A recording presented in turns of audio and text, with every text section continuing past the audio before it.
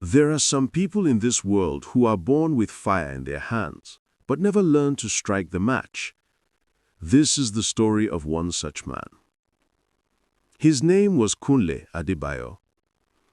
If you had met him at 17, walking the crowded streets of Surulere, Lagos, you would have thought he was just another secondary school student, earphones in, school uniform wrinkled, tie loose around his neck like he didn't care about anything. And you would have been right. Because Kunle didn't care.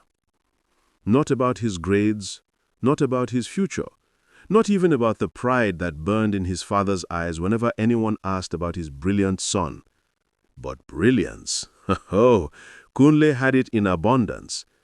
He could solve mathematics problems faster than his teacher could write them on the board. He could memorize entire pages of textbooks just by glancing at them once. He picked up languages like children pick up stones, effortlessly, carelessly. In JSS 2, he taught himself basic computer programming from an old book he found in a dusty library. By SS 1, he could play the piano, guitar, and talking drum, all self-taught. His teachers called him a genius. His classmates called him lucky. His mother called him her miracle. But Kunle called himself bored. "Why should I stress myself?" he would say, lounging on the old brown sofa in their sitting room, one leg dangling over the armrest. "I already know everything they are teaching in school."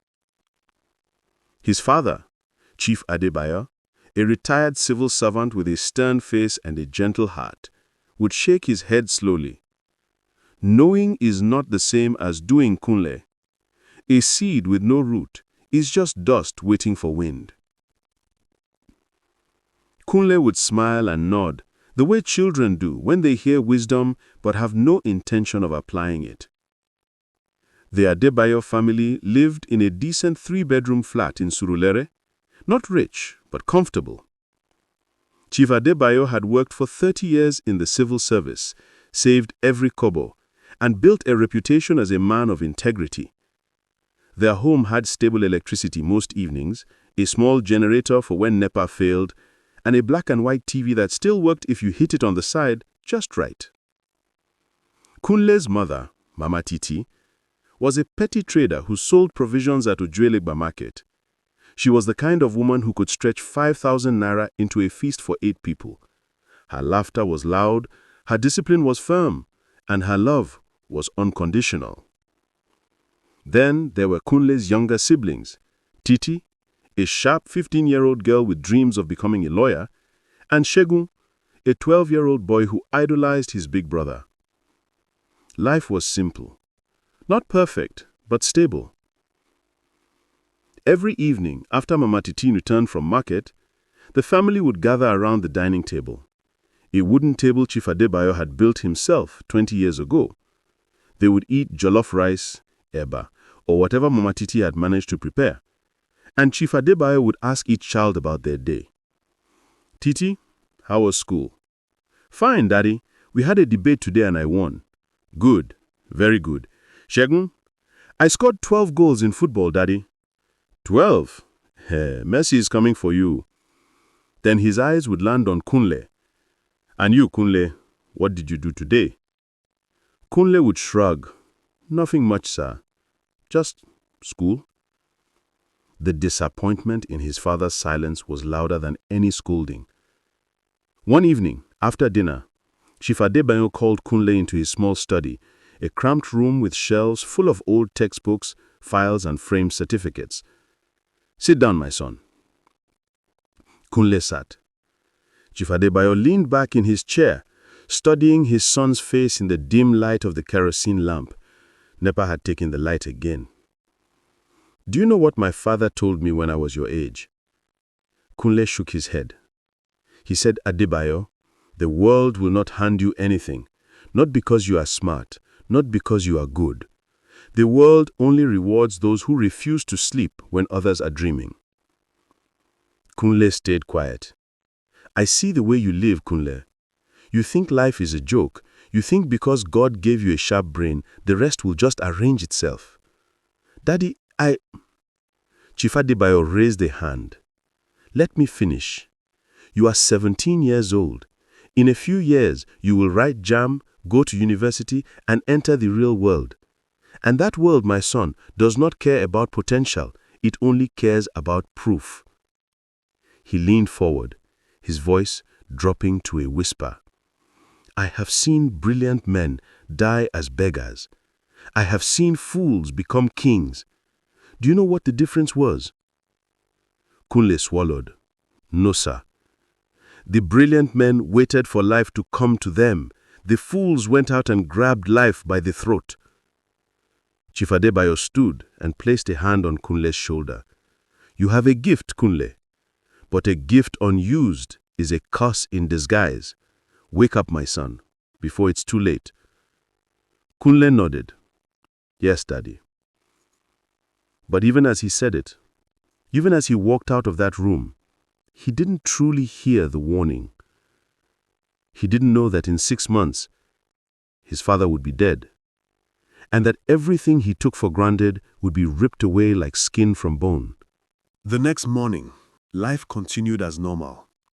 Kunle woke up late, threw on his uniform, grabbed 2 slices of bread, and rushed out the door. Mama Titi shouted after him, Kunle, you didn't greet anybody this morning, oh. He waved lazily without turning back. At school, he sat at the back of the class, headphones in, listening to Wizkid and Burna Boy, while the teacher talked about thermodynamics. His best friend, Bayo, leaned over and whispered, Guy, you did hear anything this teacher did talk? Kunle smiled. I beg, I don't teach myself this thing since last year. Bayo laughed. You sef, na only you waka come. After school, instead of going home, Kunle and Bayo went to a local joint in Fadeyi, a small shop where they sold cold cook, gala, and meat pie. They sat outside, watching cars zoom past, talking about girls, football, and the latest music videos. You know say Chioma from SS3, the ask of you, Bayo. Bayo said, grinning. Kunle raised an eyebrow. Chioma, the one we get yash like, that one. They both laughed. Hours passed. The sun began to set, painting the Lagos sky in shades of orange and purple. Street hawkers shouted their goods, pure water, cold pure water, and the smell of suya filled the air. Kunle finally stood up. Abeg, make I dey go house before my mama kill me. He got home just as darkness swallowed the city. Mama Titi was waiting at the door, hands on her hips. Kunle Adebayo, where have you been? School, Mama. School closes by 2 p.m. It's past 7 now. You think say I be fool? Mama, we had extra lessons. Don't lie to me. Her voice cracked like thunder. Your father is in that room, tired from work, and you are out there doing rubbish. Go inside and greet him before you eat. Kunle sighed and walked into his father's room. Chief Adebayo was lying on the bed, one hand on his chest, breathing slowly. Good evening, Daddy. His eyes opened and he smiled weakly. Kunle, my boy, how was school? Fine, sir. You look tired. Go and eat. Kunle turned to leave, but his father's voice stopped him. Kunle. Yes, Daddy. I love you. You know that, right? Kunle's throat tightened. Something about the way his father said it felt different. Final. I know, Daddy. Good. Now, go. That night, Kunle lay in bed staring at the ceiling. He could hear his parents talking in low voices in the next room. He couldn't make out the words, but he heard his mother crying softly. He turned over and closed his eyes. Tomorrow, he told himself. Tomorrow, I'll start taking things seriously. But tomorrow never came. Because 3 days later, at 4:37 in the morning, Mama Titi's scream tore through the house like a blade through flesh. Adebayo. Adebayo. Wake up! Somebody help me! Jesus! Jesus! Adebayo! Death has a smell. It's not the smell of decay or rot. Not yet. It's the absence of warmth, the coldness that seeps into a room when a soul departs and leaves behind only flesh. Kunle smelled it the moment he ran into his parents' room. His father lay on the bed, eyes half open, one hand still resting on his chest. His mouth was slightly parted, as if he'd been trying to say something in his final breath. Mama Titi was on her knees beside the bed, shaking him, slapping his face gently, desperately. Adebayo, please, please wake up. Don't do this to me. Don't leave me. Wake up now. Titi was stood frozen in the doorway, hands over her mouth, tears streaming down her face. Segun clung to Kunle's arm, trembling. Brother Kunle, Daddy, is Daddy sleeping? Kunle couldn't speak. His mouth opened, but no sound came out. His chest felt like it was being crushed by an invisible weight. A neighbor who heard the screaming rushed in and checked Chief Adebayo's pulse. He looked up slowly and shook his head. Mama Titi, I'm sorry. He's gone. No! Mama Titi collapsed on top of her husband's body, wailing, her cries so raw, so guttural, they seemed to come from the deepest part of her soul. Kunle stumbled backward, his legs weak, his vision blurring. He turned and ran out of the house, into the street, into the cool Lagos dawn. He didn't stop running until his lungs burned and his legs gave out. He fell to his knees on the side of the road, gasping, tears pouring down his face. Daddy. The word came out as a whisper, a prayer, a scream all at once. For the first time in his life, Kunle felt the weight of regret. All those evenings he'd ignored his father's advice, all those moments he had wasted, all those chances to make him proud. Gone.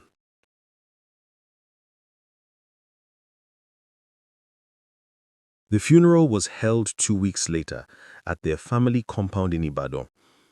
The compound was a sprawling piece of land with several buildings, some finished, some abandoned, some occupied by relatives who barely spoke to Chief Adebayo when he was alive, but now showed up dressed in black, crying louder than his own children. Kunle watched them with hollow eyes. His father's younger brother, Uncle Kayode, was particularly theatrical. He threw himself on the casket, wailing, my brother, my beloved brother, who will guide me now? Who will I run to? Kunle wanted to laugh. Uncle Kayode hadn't visited them in 5 years. After the burial, the family gathered in the main house for the reading of Chief Adebayo's will. A lawyer from Lagos, a thin man with wire-rimmed glasses, opened a brown envelope and began to read. The last will and testament of Chief Adebayo Adeniyi Adebayo. The room fell silent. To my beloved wife Titilayon, I leave my pension and all savings in my bank account.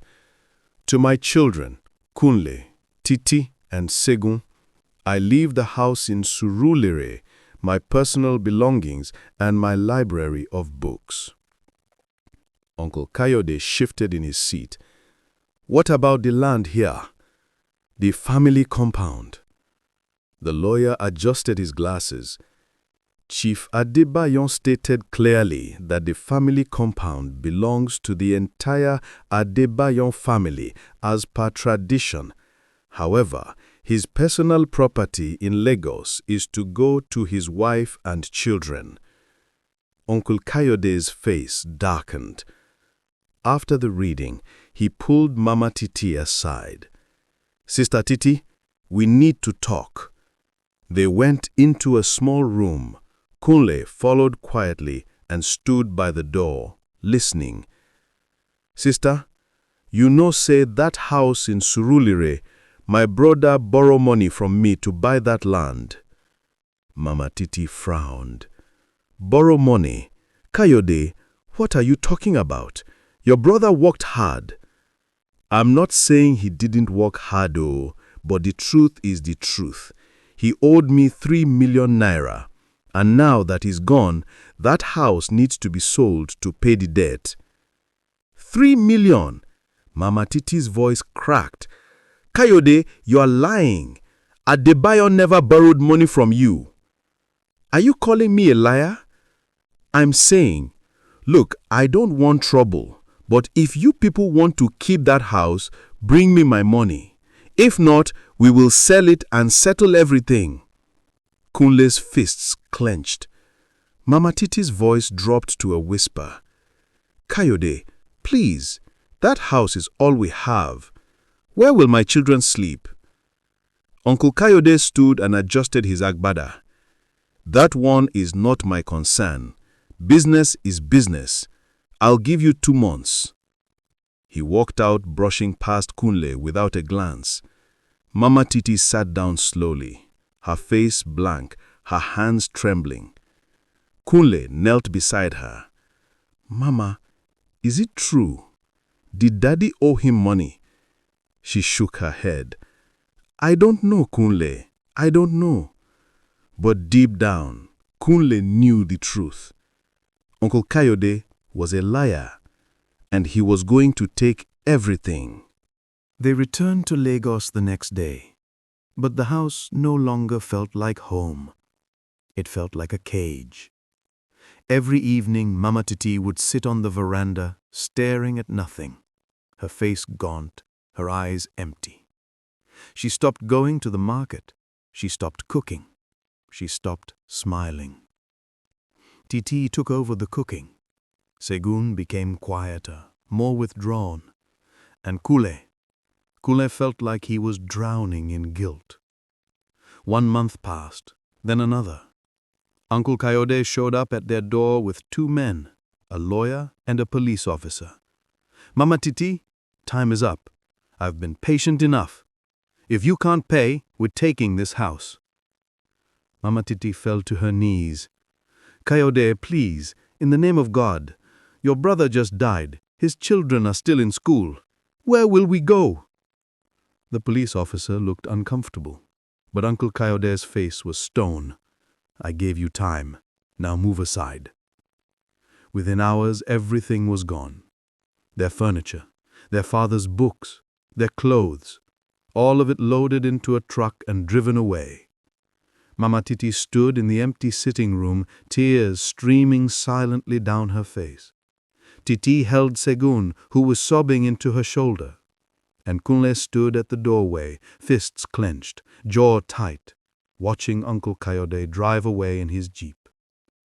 That night they slept on the floor of a 1-room apartment in Ajegunle, a favor from Mama Titi's distant cousin who barely had space for herself. The room smelled of mold and sweat. The roof leaked when it rained. There was no fan, no light, no privacy. Kunle lay on the cold floor staring at the ceiling, listening to his mother's quiet sobs. And for the first time in his life, he understood what his father had been trying to tell him. The world does not care about potential. It only cares about proof. And Kunle had none. Weeks turned into months. Mama Titi got a job washing plates at a local buka. She worked from 5 a.m. to 10 p.m. 6 days a week for 12,000 naira a month. Titi dropped out of school to help. She started selling pure water at the bus stop. Segun stayed home most days, too ashamed to tell his friends they'd lost everything. And Kunle? Kunle became the ghost. He wandered the streets of Ajegunle, watching life happen around him. Area boys smoking weed on street corners, women frying akara in blackened pots, Okada riders shouting for passengers. He looked for work, any work, but every door closed in his face. "Do you have experience?" "No, sir." "Do you have a degree?" No, sir. Then why are you here? He'd leave with his head down, his pride shattered a little more each time. One evening, as he walked home in the rain, he saw his reflection in a puddle. A thinny boy, hollow eyes, torn shirt. He barely recognized himself. That night, he sat alone in a corner of the room, staring at his hands. Hands that could play music, hands that could solve equations, hands that had done nothing. His mother's voice echoed in his mind. "Kunle, my miracle!" His father's voice. "A seed with no root is just dust waiting for wind." And something inside him cracked. Not his spirit, his illusions. He realized in that moment that he had wasted 17 years of his life waiting for greatness to find him. But greatness doesn't find anyone. You hunt it down. You bleed for it. You earn it. And so, in that cold, dark room in a Gegenlay, with hunger gnawing at his belly and shame burning in his chest, Kunle Adebayo made a decision. He would rise. Not for himself, for his mother, for his siblings, for his father's memory. He would become everything he was meant to be, or he would die trying. There is a moment in every man's life when he must choose, remain a boy forever or become a lion. For Kunle, that moment was now. The next morning he woke up before dawn, something he had never done willingly in his entire life. While Mama Titi was preparing to leave for the buka, Kunle stopped her. "Mama, I want to work." She looked at him with tired eyes. "Kunle, you need to focus on school. School is not going anywhere. But we are suffering now. Let me help." Mama Titi opened her mouth to argue, then closed it. She saw something different in her son's eyes, something she hadn't seen before. Determination. She nodded slowly. "Okay, but don't kill yourself. You hear me?" "Yes, Mama."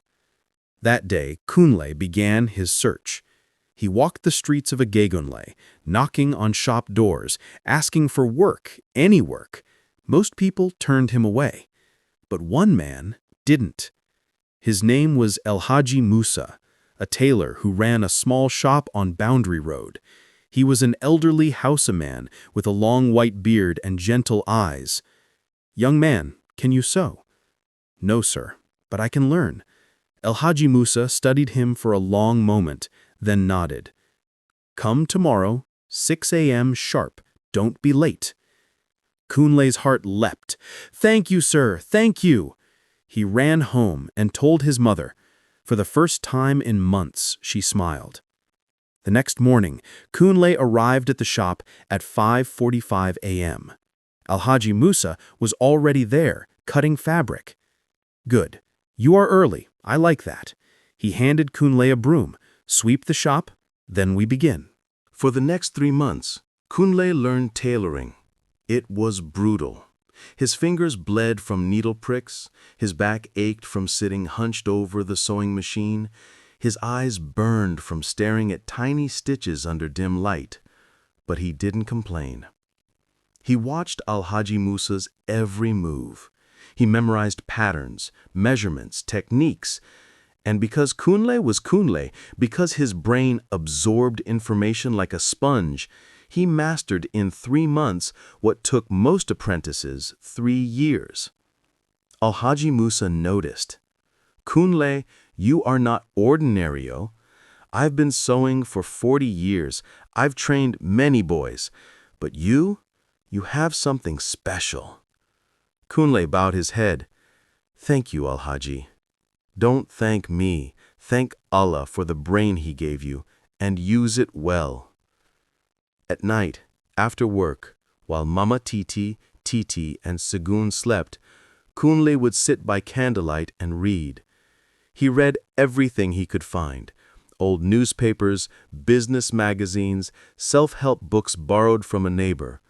He even found a battered copy of Think and Grow Rich at a roadside vendor and read it cover to cover 5 times. He learned about real estate from a discarded magazine. He learned about stock trading from a blog he accessed at a cyber cafe using his meager savings. He learned about technology, branding, sales psychology. His mind, which had been asleep for so long, was now ravenous. One evening, as he sat reading by candlelight, Titi walked over and sat beside him. "Brother Kunle, you've changed." He looked up. "Changed how?" "I don't know. You're different now. You don't smile anymore." Kunle closed the book slowly. "Titi, I'm not supposed to be smiling. I wasted too much time already. I have to catch up." "But you're working yourself to death. You wake up early, come home late, and you don't even sleep properly." "Sleep is for people who have time." He placed a hand on her shoulder. "Don't worry about me. Just focus on your studies. When I rise, you rise. All of us." Tears filled her eyes. I miss the old you, the one who used to laugh and play with Sagoon." Kunle's jaw tightened. "The old me is dead, Titi, and I'm not bringing him back." After 6 months at the tailor shop, Kunle saved up 20,000 naira. It wasn't much, but it was a start. He approached Alhaji Musa. "Alhaji, I want to start my own business." The old man looked up from his sewing. "What kind of business?" "I want to buy clothes from Balagan Market and resell them at Ujulegba." Alhaji Musa smiled. "Good, very good. But let me give you advice. Don't rush, build slowly, and never ever cheat your customers. Honesty is the foundation of wealth." Kunle bowed. "I will remember, Alhaji." "And Kunle?" "Yes, sir?" "You will be great. I see it in you." Kunle left the shop that day with tears in his eyes. He used his savings to buy a bundle of second-hand clothes, jeans, shirts, and dresses, and set up a small stand at Ujulegba bus stop. Every morning, he woke at 4 a.m., arranged his goods, and sold until nightfall. It was grueling. The sun was merciless. The competition was fierce. Some days he sold nothing. Other days, area boys would harass him for settlement. But Kunle was relentless. He learned to negotiate. He learned to read customers. He learned to spot trends. Which clothes sold fast, which ones didn't. Within 3 months, he doubled his capital. Within 6 months, he had 50,000 naira saved. And then, he met her. Her name was Adeze. She was a university student at Unilag, studying business administration. She had skin like polished mahogany, eyes that sparkled when she laughed, and a smile that could disarm anyone. She stopped by his stand one afternoon, looking for a dress. "How much is this one?" she asked, holding up a floral gown. 3,000, Kunle said. She laughed. 3,000? Ah, Oga, you decrease. I'll give you 1,500. He smiled. You're a sharp negotiator. Okay, 2,000. Final price. Deal. As she paid, their hands touched briefly, and something electric passed between them. She looked up, and their eyes met. What's your name? She asked. Kunle Adebayo, she smiled. Nice to meet you, Kunle. From that day, she became a regular customer. She'd stop by every week, sometimes to buy, sometimes just to talk. They'd sit on the edge of the pavement, watching cars zoom past, talking about life, dreams, and everything in between. So, Kunle, what's your big plan? She asked one evening. My big plan? Yeah, you can't sell clothes forever. What do you really want to do? Kunle looked out at the busy street, the endless stream of people chasing their own dreams. I want to build something, he said quietly. Something that will change my family's life. Something that will make my father proud. Adeze reached over and squeezed his hand. You will. I believe in you." And for the first time in a long time, Kunle felt hope. Months passed, and their bond deepened. Adeze became his confidant, his cheerleader, his anchor. When he was tired, she encouraged him. When he doubted himself, she reminded him of how far he'd come. And slowly, carefully, Kunle began to fall in love. One evening, as they sat watching the sunset, he turned to her. "Adeze, I don't have much. I can't take you to fancy restaurants or buy you expensive gifts, but I promise you, one day I will give you the world." She smiled and rested her head on his shoulder. "I don't need the world, Kunle. I just need you." For a brief moment, life felt perfect. But perfection in Lagos never lasts. One day, Kunle came to his stand and found his goods scattered on the ground. Someone had vandalized his setup overnight, torn his clothes, stolen his cash box, and spray-painted "Go Home" on his makeshift table. He stood there, staring at the wreckage, his chest tight with rage. A fellow trader walked over. "Sorry, my brother, those Alapere boys did this. They said you didn't pay them their weekly settlement. I gave them money last week." The man shrugged. "You know how these boys are. They always want more." Kunle clenched his fists. He wanted to scream. He wanted to fight. But instead, he knelt down and began picking up his clothes, one by one. That evening, he sat with Adeze and told her what happened. "I'm tired, Adeze. No matter how hard I work, something always goes wrong." She held his face in her hands. "Listen to me, Kunle. You are not ordinary. You hear me? You are destined for greatness. This is just a test. Don't give up now." He looked into her eyes and nodded. "Okay, I won't." The next week, Kunle did something bold. He used his remaining savings to register for a free online course in digital marketing and web design. He spent every spare moment at a cyber cafe, learning HTML, CSS, and social media strategy. And slowly, an idea began to form in his mind, an idea that would change everything. But before he could act on it, betrayal came knocking. One evening, Adeze called him. "Kunle, we need to talk." They met at their usual spot. She couldn't look him in the eye. "What's wrong?" he asked. She took a deep breath. "Kunle, I'm engaged." The world stopped. "Engaged?" "My parents. They arranged it.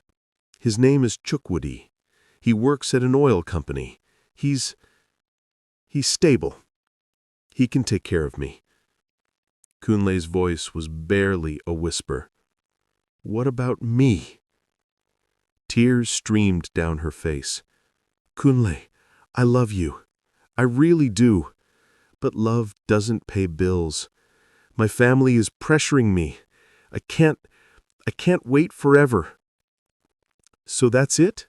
You're just leaving?" "I'm sorry." She stood, turned, and walked away. Kunle sat there frozen as the world blurred around him. For the second time in his life, he felt the cold sting of loss. That night, he didn't cry. He didn't scream. He just sat in the dark, staring at nothing. And then, in the silence, he heard his father's voice again. "A gift unused is a curse in disguise." Kunle stood up slowly, his jaw set, his eyes burning. "No more," he whispered to himself. "No more distractions, no more excuses, no more weakness." From that moment, Kunle Adebayo stopped being a boy trying to survive. He became a man hunting destiny, and nothing, Not betrayal, not poverty, not pain would stop him. Greatness is not born in comfort.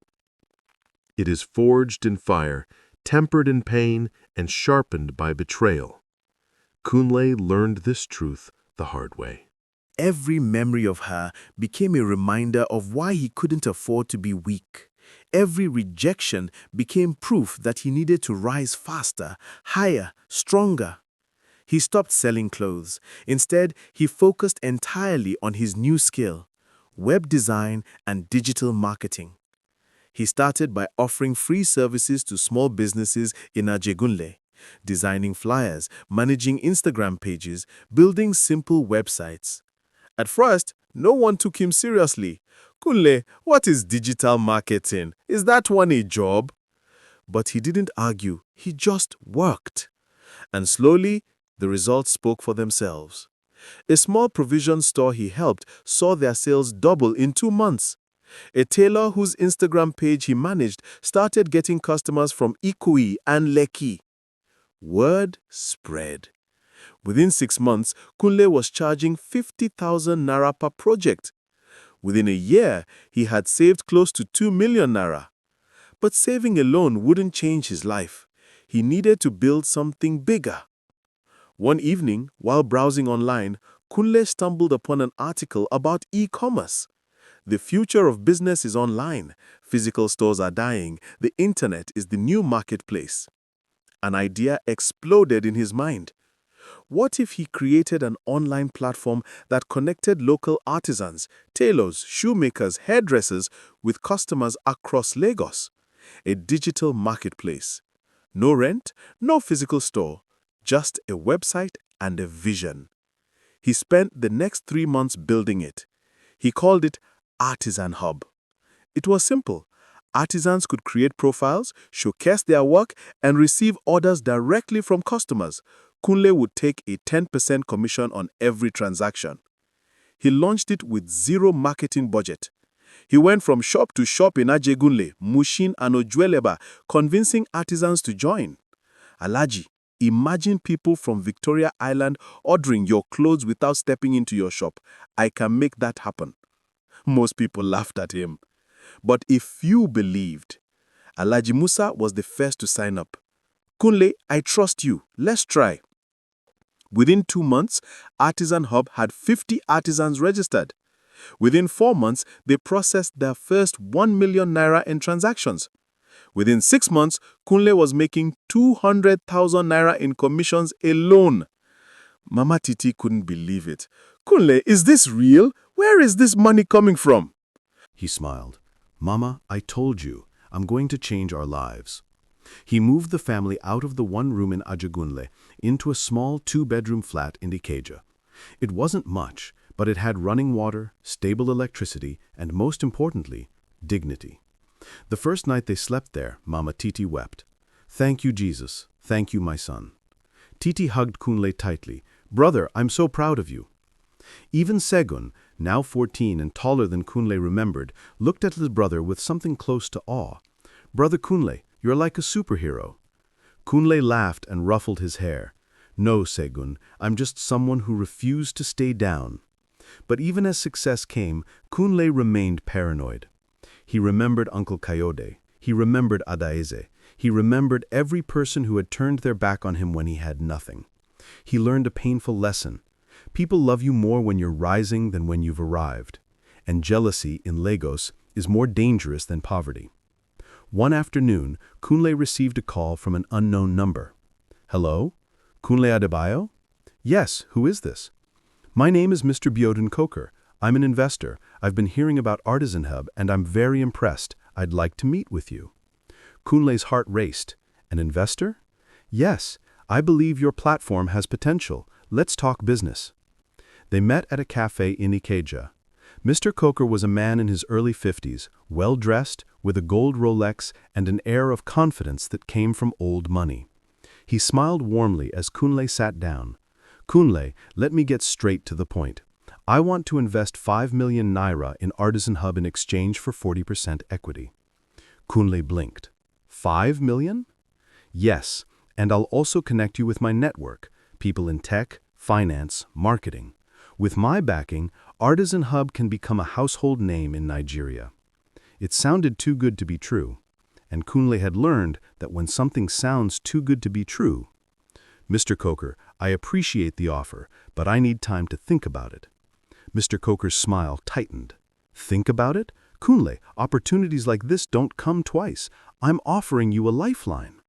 I understand, sir, but this is my business. I built it from nothing. I need to be sure. Mr. Coker leaned back, studying Kunle with cold eyes. You're sharper than I thought. All right, take your time, but don't take too long. That evening, Kunle confided in Alhaji Musa.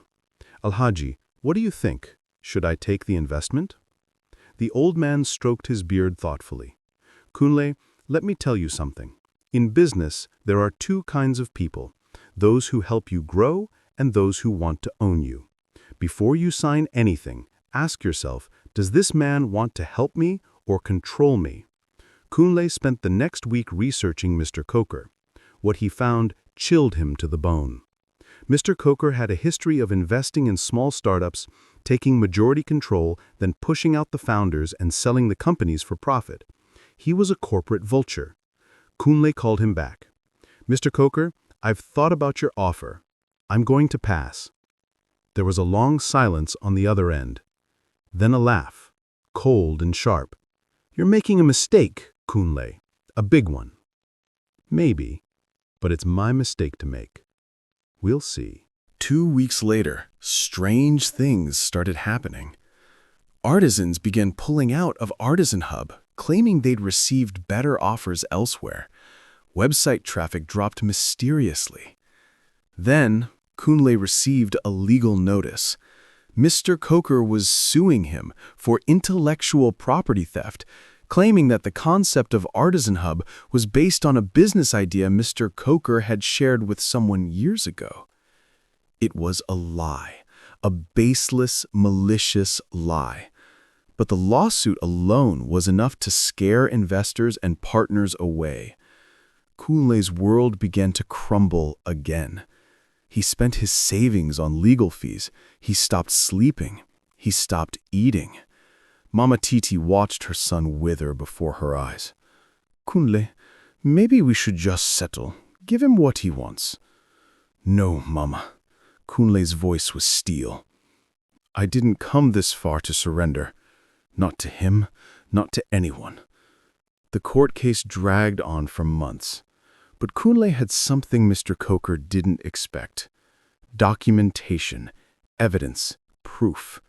He had saved every email, every transaction record, every piece of code he'd written. And in the end, the judge ruled in Kunle's favor. Mr. Coker's case was dismissed. But the damage was done. Artisan Hub had lost momentum. Trust was shattered. Revenue had dropped by 60%. Kunle sat in his small apartment, staring at his laptop screen, feeling the weight of the world on his shoulders. I was so close, so close. Titi sat beside him.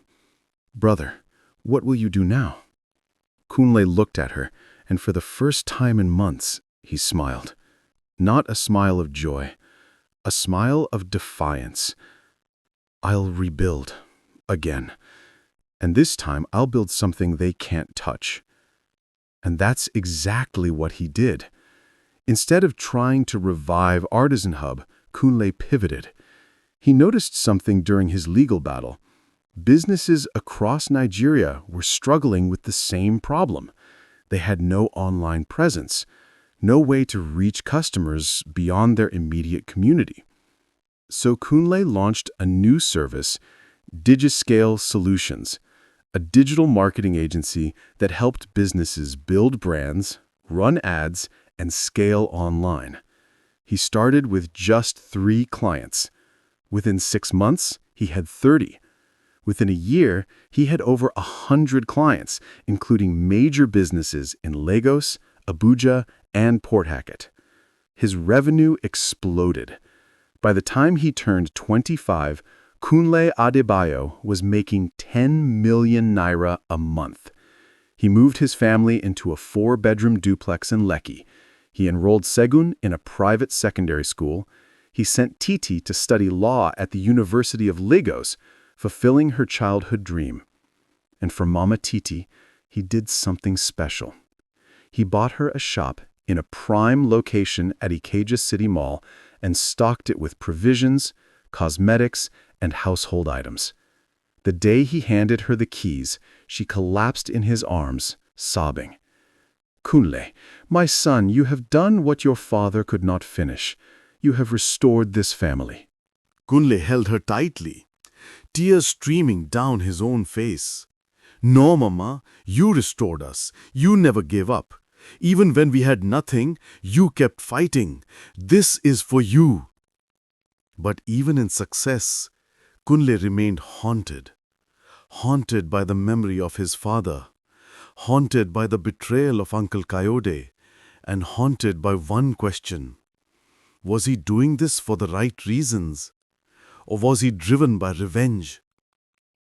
One night, unable to sleep, he sat on the balcony of his duplex, staring at the Lagos skyline. His phone buzzed. A message from an unknown number. "Kunle, this is Adaize. I heard about your success. I'm so proud of you. Can we talk?" Kunle stared at the message for a long time. His heart ached. Part of him wanted to respond, to hear her voice, to ask her if she regretted her choice. But another part, the part that had been burned, betrayed and rebuilt, knew better. He deleted the message, and he whispered to himself, "Not today, not ever." Because Kunle Adebayo had learned the hardest lesson of all. Some doors, once closed, should never be reopened.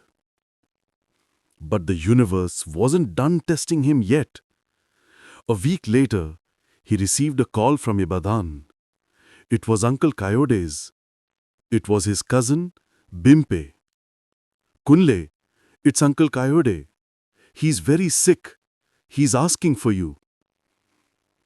There are moments in life when you must choose between justice and mercy. And those moments reveal who you truly are. Kunle stood at the entrance of the General Hospital in Ibadan, staring at the peeling walls and the crowd of people waiting for treatment. He hadn't been back to Ibadan in 6 years. Not since the funeral. Not since Uncle Kayode took everything. Bimpe met him at the entrance. "Thank you for coming, Kunle. He's in Ward 5.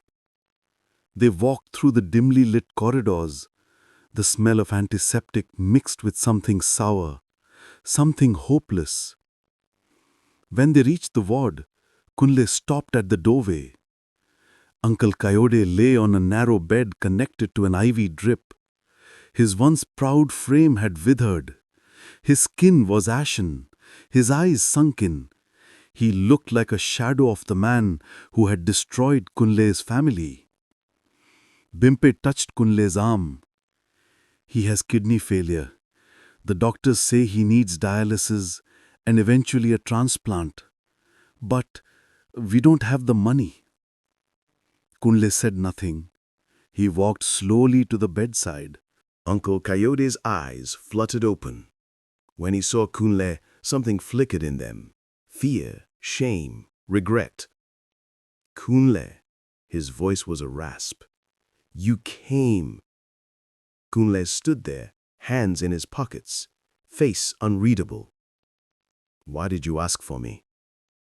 Uncle Kayode coughed, wincing in pain. Because I need to tell you the truth." "The truth?" "Your father. He never owed me any money." Kunle's jaw clenched. "I lied. I was jealous. He was always the good one, the successful one. And when he died, I saw an opportunity. I took it." Tears rolled down his hollow cheeks. "I'm sorry, Kunle. I destroyed your family. And now God is punishing me." Kunle stood silent, his chest tight, his mind racing. Every fiber of his being wanted to turn around and walk away, to let Uncle Kayode rot in that bed just as he'd let Kunle's family rot in poverty. Justice. But then he heard his father's voice. Not a memory this time, not a whisper, a clear, gentle voice in his heart. "Mercy is the crown of manhood, my son." Kunle closed his eyes and took a deep breath. When he opened them, he looked at Bimpe. "How much does he need?" Bimpe blinked in shock. "What?" "For the treatment. How much?" "Kunle, you don't have to." "How much?" 5 million naira, maybe more." Kunle pulled out his phone and made a call. "Hello, this is Kunle Adebayo. I need you to transfer 5 million naira to General Hospital Ibadan. Account details will follow. It's for a kidney treatment. Do it now." He hung up and looked at Uncle Kayode. "You will get your treatment. But not because you deserve it. Because my father would have wanted it. And because I refuse to become the kind of man you are." Kunle wept openly. "Kunle, thank you. Thank you, my son." Kunle turned and walked out without another word. Outside the hospital, Bimpe caught up with him. "Kunle, why? After everything he did?" Kunle stopped and looked up at the sky, a bright Ibadan afternoon, the kind his father used to love. "Because, Bimpe,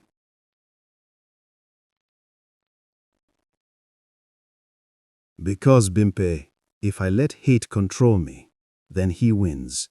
Even from that hospital bed, he wins. I didn't come this far to be a prisoner of bitterness." He smiled faintly. "Besides, my father always said, a man's character is not measured by how he treats those who love him, but by how he treats those who wronged him." Bimpe hugged him tightly. "Uncle Adebayo would be so proud of you." As Kunle drove back to Lagos, something shifted inside him. A weight he didn't even know he was carrying. A weight lifted. For years, he'd been running from poverty, from shame, from his past. But now, for the first time, he wasn't running anymore. He was walking. With purpose. With peace. 6 months later, Kunle made a decision that would change everything. He sold DigiScale Solutions for 250 million naira to a private equity firm. And with that money, he launched something bigger, the Adebayo Foundation, a non-profit organization dedicated to empowering youths from low-income communities through tech training, scholarships, and business grants.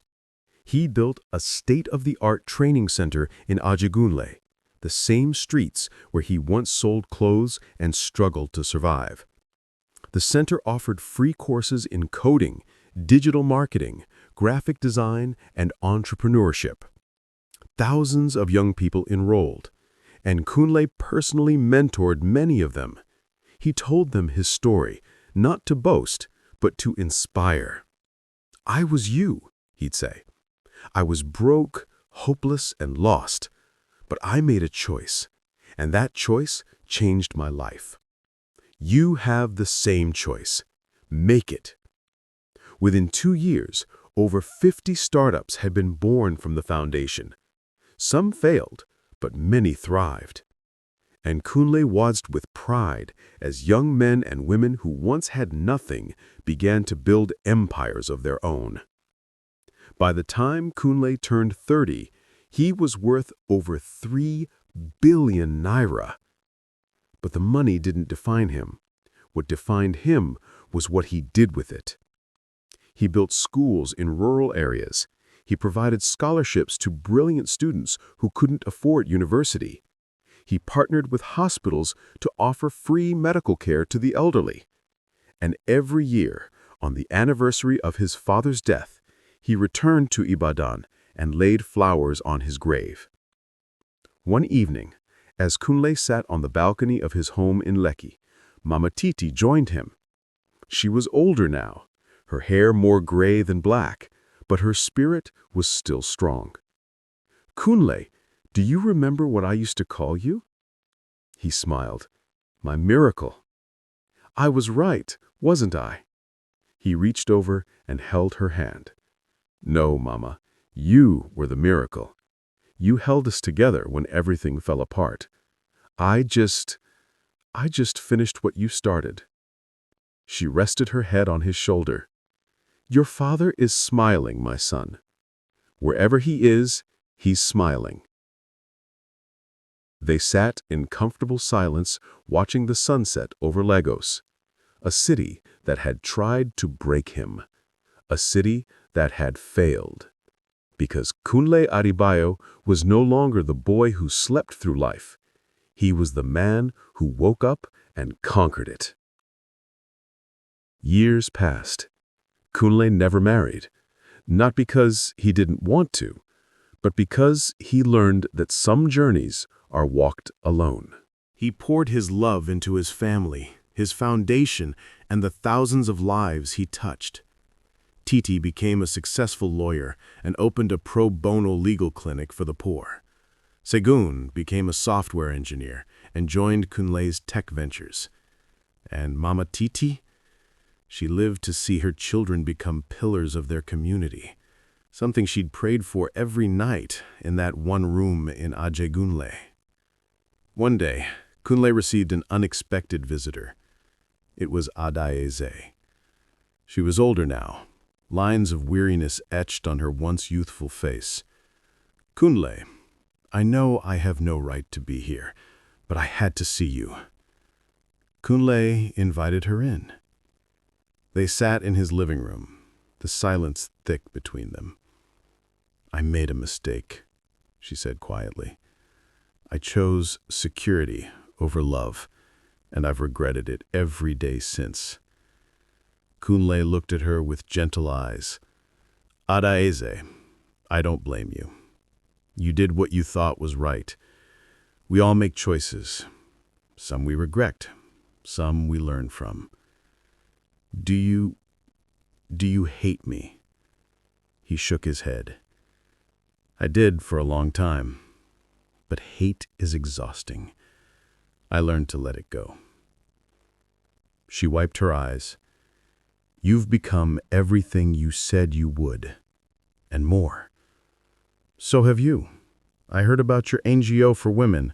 You're doing good work." She smiled sadly. "Not as good as yours." They talked for hours, reminiscing, laughing, healing old wounds. When she left, they hugged, not as lovers, but as old friends who had walked different paths and found peace.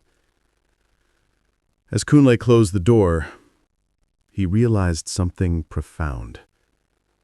Forgiveness is not about the other person. It's about freeing yourself.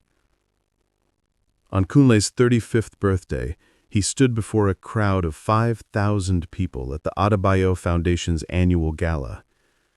Billionaires, politicians, celebrities, and ordinary people filled the hall. But Kunle's eyes were on the front row, where Mama Titi, Segun, Alhaji Musa, and even Uncle Coyote, now recovered and deeply repentant, sat. He took the microphone, his voice steady and strong. 17 years ago, I was a boy who thought the world owed me something. I was lazy, arrogant, and blind to the blessings around me. Then I lost everything. My father, my home, my dignity. And in that loss, I found something greater. I found purpose. I learned that greatness is not a gift you receive, it's a choice you make every single day. To wake up, to fight, to learn, to grow, to forgive. My father once told me, "A seed with no root is just dust waiting for wind." I was that dust, but today I am a tree, and my roots run deep into the soil of struggle, watered by tears, strengthened by storms. And if I can rise, so can you. If I can turn pain into purpose, so can you. If I can forgive those who wronged me, so can you. This foundation, this work, this life, it's not mine. It belongs to every young person who has ever felt hopeless, every child who has gone to bed hungry, every mother who has cried in silence. I am living proof that your beginning does not determine your ending. You are not your circumstances. You are your choices. The crowd erupted in applause, many with tears streaming down their faces. Mama Titi wept openly, her hands raised in thanks to God. And somewhere, beyond the noise and the lights, beyond the wealth and the fame, Kunle felt his father's presence. A gentle hand on his shoulder, a whisper in his heart. "Well done, my son. Well done." That night, after everyone had gone home, Kunle stood alone on the rooftop of the foundation building, looking out over the glittering expanse of Lagos, the same city that had tried to swallow him whole, the same city that had forged him into steel. He closed his eyes and spoke softly into the wind. "Daddy, I did it. I kept my promise. I rose, not just for me, for all of us." And in that moment, Kunle Adebayo understood the deepest truth of all. True wealth is not measured in money. It's measured in the lives you change, the hope you inspire, and the legacy you leave behind. He had started with nothing. He had lost everything. But in the end, he gained what money could never buy: purpose, peace, and the knowledge that he had lived a life that mattered. Years later, long after Kunle had become a household name across Africa, a young boy in a small village in Ajagunle stumbled upon an old, worn book in a community library. The title read, "From Poverty to Billionaire, The Untold Story of Kunle Adebayo." The boy opened the first page and began to read. And as he read, something awakened inside him. A dream, a hunger, a belief that perhaps, just perhaps, he too could rise. Because that's what stories do. They plant seeds. And seeds, when nurtured, become forests. In every man lies a sleeping greatness, a fire waiting to be kindled, a lion waiting to roar. But greatness does not come to those who wait for it. It comes to those who chase it through the darkest nights, through the harshest storms, through the deepest valleys. It comes to those who fall 7 times and rise 8, to those who are betrayed but choose to forgive, to those who are broken but refuse to stay shattered. Kunle Adebayo was not born great. He was not given greatness. He earned it, one choice at a time, one sacrifice at a time, one day at a time. And if a boy from Surulere, who lost everything, can become a billionaire and a beacon of hope for millions, then what excuse do you have? What is stopping you from waking up, from rising up, from becoming everything you were destined to be? The storm has already come. The question is, will you drown in it, or will you learn to dance in the rain? The choice, as always, is yours. In every man lies a sleeping greatness, but only those who wake before the storm can see the sunrise of destiny.